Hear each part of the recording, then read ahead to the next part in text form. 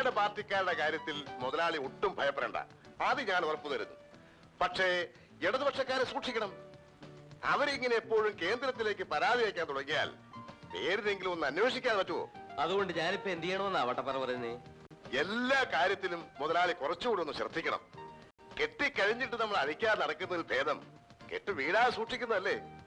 ഈ കാര്യം മുതലാളിയോടൊന്ന് പറയാനായിട്ടാ ഞാനിപ്പോ ഇങ്ങോട്ട് ഇറങ്ങിയത്. നിങ്ങൾ നിങ്ങളുടെ കാര്യം നോക്കണം വട്ടപ്പാറേ. നിങ്ങളുടെ കേന്ദ്രം വന്നാലും സ്റ്റേറ്റ് വന്നാലും മത്തായിമാർക്കിട്ട് ഒരു ചുക്കും ചെയ്യാൻ പറ്റില്ല. ഞങ്ങളെ കെട്ടാൻ വരുന്നവരെ കെട്ടാനുള്ള പണി ഞങ്ങൾക്കറിയാം. തൽക്കാലം പോയട്ടെ, എനിക്ക് വേറെ ജോലിയുണ്ട്. ഒരു ചെറിയ പ്രശ്നങ്ങളുണ്ട് മുതലാളി. എന്താ വല്ല കല്യാണമോ മറ്റോ ആയിരിക്കും? അയ്യോ, അതൊന്നുമല്ല, ഇത് ബഹുജനങ്ങളുടെ പ്രശ്നമാണ്. മുതലാളി ദയാപൂർവ്വം ഒന്ന് പരിഗണിക്കണം. പറയണം. നമ്മുടെ ബസ് കിളിപാടി വരെ പോകുന്നു എന്നാണ് ബോർഡ് വെച്ചിരിക്കുന്നത്. അവിടം വരെയുള്ള ചാർജ് വാങ്ങുന്നുണ്ട്. പക്ഷേ കിളിപാടി വരെ പോകുന്നില്ല. അതുകൊണ്ട് ബസ് കിളിപാടി വരെ പോകാൻ ഏർപ്പാട് ചെയ്യണം. ഇതല്ലേ പ്രശ്നം? അതെ, അത്രേ ഉള്ളൂ. ബഹുജനങ്ങളുടെ ഒരു അപേക്ഷയാണ്. ആരുടെ അപേക്ഷയാണെങ്കിലും ഞാൻ തള്ളിയിരിക്കുന്നു. കിളിവാടിയിലേക്കുള്ള തല്ലിപ്പൊളി റോഡിലൂടെ ബസ് വിടാൻ എനിക്ക് മനസ്സില്ല. എന്റെ ബസിന്റെ ടയറും പ്ലേറ്റും പോയാൽ രൂപ പോകുന്ന എന്റേതാ. അങ്ങനെയാണെങ്കിൽ ഒരു കാര്യം ചെയ്തേക്കണം മുതലാളി, കിളിപാടി വരെ ബസ് വിടണ്ട. ബസ് പോകുന്നിടം വരെയുള്ള ചാർജ് മേടിച്ചാൽ മതി. പ്രശ്നം തീർന്നില്ലേ? ബഹുജനങ്ങളുടെ പ്രശ്നം തീരും. പക്ഷെ നേതാക്കന്മാരായ നിങ്ങളുടെയൊക്കെ പ്രശ്നം കുഴയും. പാർട്ടിക്കെന്നും തെരഞ്ഞെടുപ്പിനും എന്നൊക്കെ പറഞ്ഞു വരുമ്പോഴേ വാരിക്കോരി തരുന്നത് ഇങ്ങനെയൊക്കെ ഉണ്ടാക്കിട്ടാ. പോയി പണി നോക്കണം. ബഹുജനങ്ങൾ അവരുടെ കാര്യം നോക്കിക്കോളും. നിങ്ങൾ നിങ്ങളുടെ കാര്യം നോക്കണം. ഉദാരമായി സംഭാവനയാണ് സാർ. ഒട്ടും മടിക്കേണ്ട കാര്യമില്ല. ആറാട്ടിന് കൊണ്ടുവന്ന ഒരു ആന 7 പേരെ കുത്തിക്കൊന്നു സാർ. എത്ര പേരെ? 7 പേരെ. 7 കുടുംബങ്ങളിലും കൂടി 756 മനുഷ്യ ജീവിതങ്ങളെ പട്ടിണിയിൽ നിന്ന് രക്ഷിക്കുന്നതിന് വേണ്ടി ഉദാരമായി സംഭാവനയാണ് സാർ. നിർത്ത്. ഞാനൊരു സംശയം ചോദിക്കട്ടെ. ഈ 7 പേരിൽ ഒരാൾ പോലും ഇൻഷൂർ ചെയ്തിരുന്നില്ലേ? അയ്യോ, ഇല്ലല്ലോ സാർ. അതവർക്ക് അറിയില്ലായിരുന്നു. കഷ്ടം. കണ്ടോ എത്ര ലക്ഷം രൂപയാണ് ആ കുടുംബങ്ങൾക്ക് നഷ്ടപ്പെട്ടെന്ന് നോക്കൂ. അപകടങ്ങൾ ഓർക്കാപ്പുറത്താണ് തല്ലി വന്നു വീഴുന്നത്. കരുതിയിരിക്കുന്നതാണ് ബുദ്ധി. അതൊക്കെ പോട്ടെ, താങ്കൾ ഇൻഷൂർ ചെയ്തിട്ടുണ്ടോ? ഇല്ലല്ലോ. എങ്കിലും ഉടനെ ചെയ്യണം. താങ്കളുടെ തൊഴിൽ വെച്ച് നോക്കുമ്പോ കയ്യും കാലും ഇൻഷൂർ ചെയ്യുന്നതാണ് നല്ലത്. കാര്യം ഇതുപോലുള്ള തൊഴിൽ കൊണ്ടു നടക്കുന്നവരുടെ കയ്യും കാലും ആളുകൾ തല്ലി ഒടിക്കും. അപ്പൊ ഇൻഷൂർ ചെയ്താൽ വീണു പോയാലും പട്ടിണി കൂടാതെ കഴിയാം. എന്തു പറയണു? എഴുതട്ടെ ഒരു പോളിസി? ഒന്നുമില്ല. പോയി വാ മോനെ, നമുക്ക് ഇടയ്ക്കിടയ്ക്ക് ഇങ്ങനെ കാണാം. കുറെ കാലം ഞാൻ ഇവിടെ ഉണ്ടാവും. എങ്കിൽ നമുക്കൊരു ഐക്യ മുന്നണിയായിട്ട് നീങ്ങിയാലോ? തെരഞ്ഞെടുപ്പ് വരികയല്ലേ? വേണ്ട, ഒരു മുന്നണിയും വേണ്ട. പിരിവ് വേറെ, LIC വേറെ. സ്ഥലം ഇവിടെ. എവിടുന്ന് വന്നടാ?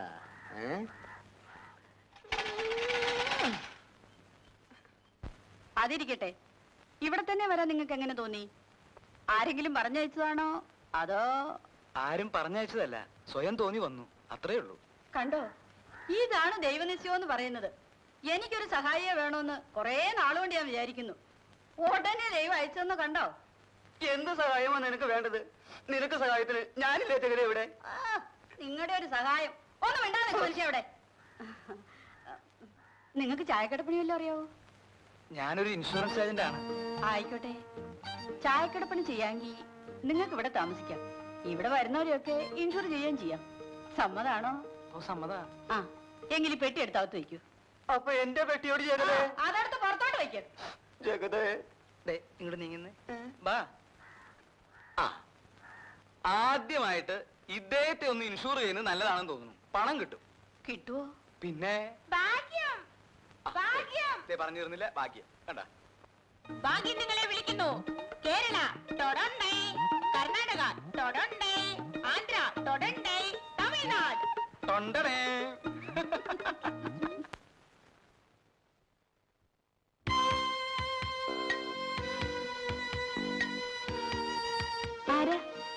എന്ത് വേണം? ഞാനിങ്ങോട്ട് സ്ഥലം മാറി വന്നൊരു പോലീസുകാരനാണ്. പോലീസ് സ്റ്റേഷൻ ഇവിടെ അടുത്താണോ? ഇല്ല, കുറച്ചുകൂടി പോണം. കുറച്ചുകൂടി എന്ന് പറഞ്ഞാൽ ആ വളവ് തിരിഞ്ഞാ മതി, അപ്പൊ കാണാം. അബദ്ധമായിപ്പോയി. ആ ജീപ്പിൽ തന്നെ പോകാമായിരുന്നു. ഞാനൊരു ടാക്സി ജീപ്പിലാണ് വന്നത്.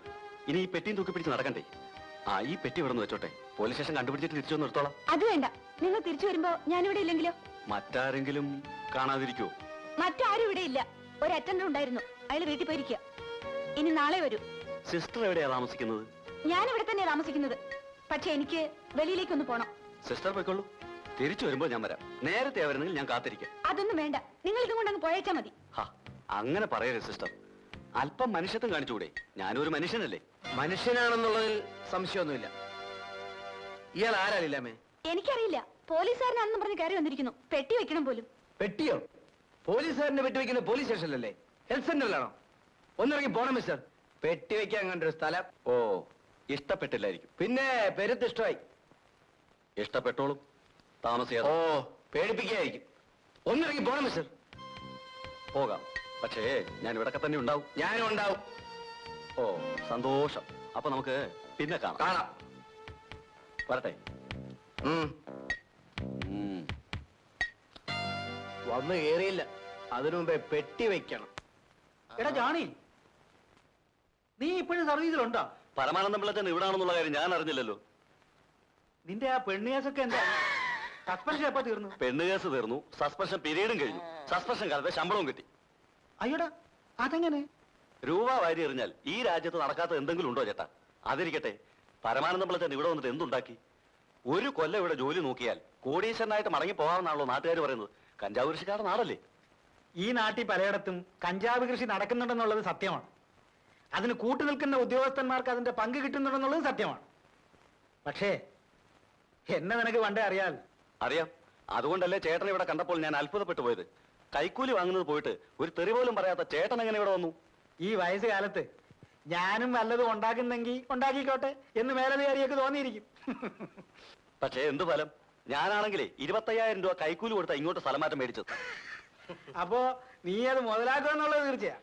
ഇല്ലെങ്കിൽ പിന്നെ ഞാൻ ഇങ്ങോട്ട് വരുമോ ചേട്ടാ? പിന്നെ ഒരു കാര്യം, ആ, ഇവിടെ മുതലാളിമാര് കഞ്ചാവ് കൃഷി നടത്തുന്നുണ്ട്.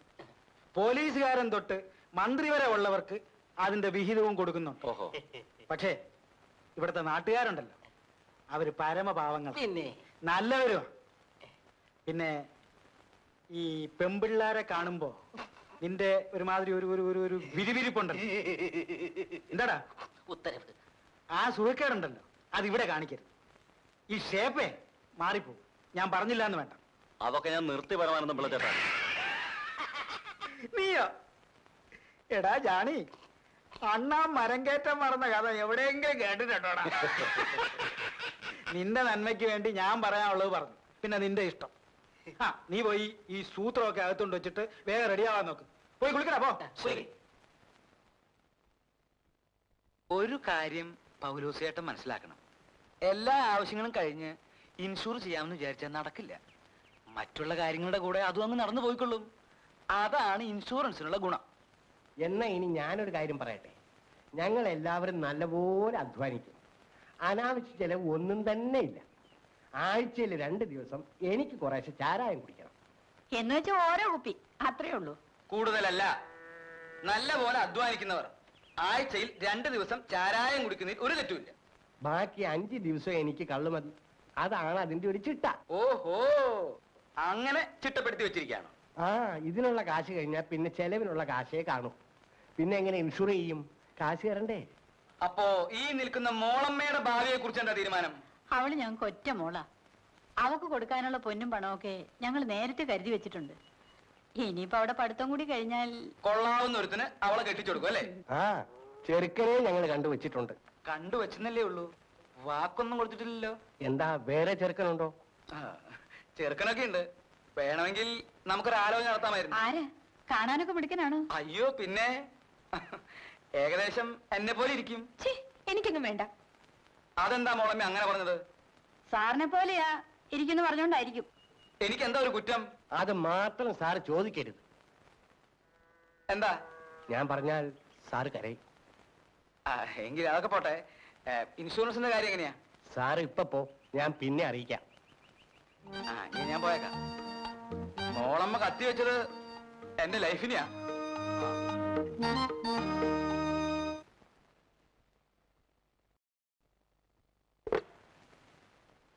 ചേട്ടത്തി, ത്രേസ്യമ്മ കഞ്ഞി കുടിച്ചോ? ആദ്യം കുറെ മടി കാണിച്ചു, പിന്നെ നിർബന്ധിച്ചപ്പോ കുടിച്ചു. എന്നും അങ്ങനെയാ. ത്രേസ്യാമ്മയുടെ കാര്യം ചേട്ടത്തി വലിയ ബുദ്ധിമുട്ടായി അല്ലേ? ഓ, എന്ത് ബുദ്ധിമുട്ടാ. ത്രേസ്യാമ്മ വാദം വന്ന് കിടപ്പായി പോയത് കൊണ്ടല്ലേ? ദൈവം എന്തൊക്കെയോ നിശ്ചയിച്ചിട്ടുണ്ട്. അല്ലെങ്കിൽ ചേട്ടൻ മരിക്കാനും ത്രേസ്യാമ്മ വാദം വന്ന് വീഴാനും ചേട്ടത്തി ഇവിടെ ഇങ്ങനെ വന്ന് നിൽക്കാനും ഒക്കെ വല്ല കാര്യമുണ്ടോ? ഞാൻ ഈ പാത്രമൊക്കെ കൊണ്ടുപോയി വെക്കട്ടെ. ഞാൻ ഈ കാര്യം എപ്പോ പറയാൻ തുടങ്ങിയാലും ചേട്ടത്തി ഒഴിഞ്ഞു മാറും. ഇന്നത് പറ്റില്ല. ചേട്ടത്തിക്ക് എന്നെ ഇഷ്ടമല്ലെങ്കിൽ അക്കാര്യം പറ. ചേട്ടത്തി, ചേട്ടത്തിക്ക് എന്നെ വെറുപ്പാണോ? കൈയെടുക്ക മത്തായിക്കുട്ടി. ഇല്ല, ഞാൻ ചോദിച്ചതിന് മറുപടി പറയാതെ ഞാൻ കൈയെടുക്കില്ല. എന്റെ തോളിൽ നിന്ന് കൈയെടുക്കാനാ പറഞ്ഞത്. ഇല്ല, ഞാൻ കൈയെടുക്കില്ല. ചേട്ടത്തി എന്നെ എന്ത് വേണേ ചെയ്തു.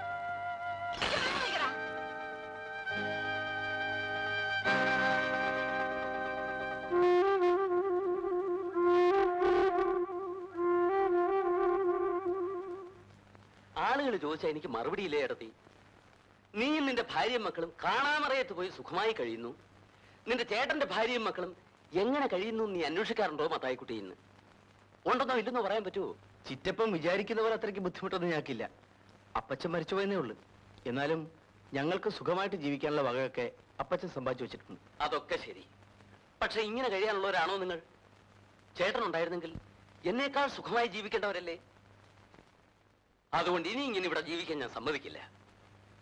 നിങ്ങളെ കൂടി എന്നോടൊപ്പം കൊണ്ടുപോകാനാണ് ഞാൻ വന്നിരിക്കുന്നത്. അപ്പോ ഇവിടെയുള്ള ഈ സ്വത്തൊക്കെ എന്ത് ചെയ്യണമെന്നാ മത്തായിക്കുട്ടി പറയുന്നത്? എന്ത് സ്വത്ത്? ഇതൊക്കെ ഒരു സ്വത്താണോ ചേട്ടത്തി? ഇതാർക്കെങ്കിലും വിൽക്കണം. എന്നിട്ട് ഇതിന്റെ 10 ഇരട്ടി ഭൂമി നമുക്ക് അവിടെ വാങ്ങിക്കാം. അതും നല്ല പൊന്നു വിളയുന്ന ഭൂമി. എന്നിട്ട് സണ്ണിക്ക് അവിടെ വന്ന് നിന്ന് കൃഷിയോ ബിസിനസ്സോ എന്ത് വേണമെങ്കിലും ചെയ്തുകൂടെ? സഹായത്തിന് ഞാനുമില്ലേ? കൂട്ടത്തിലുള്ളവരെല്ലാം ഒരുമിച്ച് കഴിയുന്ന ഒരു ശക്തിയല്ലേ ചേട്ടത്തി? സണ്ണി എന്ത് പറയുന്നു? ഞാനെന്ത് പറയാൻ? അമ്മച്ചി വരട്ടെ. ഞാനാണോ പറയേണ്ടത്? ഇനി മുതൽ എല്ലാ കാര്യങ്ങളും നോക്കേണ്ടത് നീയല്ലേ മോനെ? ആ, അതിരിക്കട്ടെ. ഇവിടെ നമ്മുടെ താമസം മാറ്റുന്നതിൽ സണ്ണിക്കെതിരുണ്ടോ? എനിക്കെന്താ എതിര്? ചിറ്റപ്പന്റെ അടുത്തേക്കല്ലേ. അപ്പോ ആലീസുമോടെ പഠിത്തത്തിന്റെ കാര്യം എങ്ങനെയാ? പഠിത്തമൊക്കെ അവിടെ വന്നതിന് ശേഷം ആയിക്കൂടെ? അവിടെ ഉള്ളവരാരും പഠിക്കുന്നില്ലെന്നാണോ ചേട്ടത്തിയുടെ വിചാരം? അപ്പൊ പിന്നെ എന്ത് പറയുന്നു മോനെ? നമുക്ക് ഈ നാട്ടിൽ നിന്ന് പോവാൻ അമ്മച്ചി. ചിറ്റപ്പനല്ലേ വിളിക്കുന്നത്. ദേ, അങ്ങനെ ബുദ്ധിപൂർവ്വം സംസാരിക്കേ. അപ്പൊ ഇത് വിൽക്കാനുള്ള ഏർപ്പാട് ഇന്ന് തന്നെ എഴുതേക്കാം. എന്താ?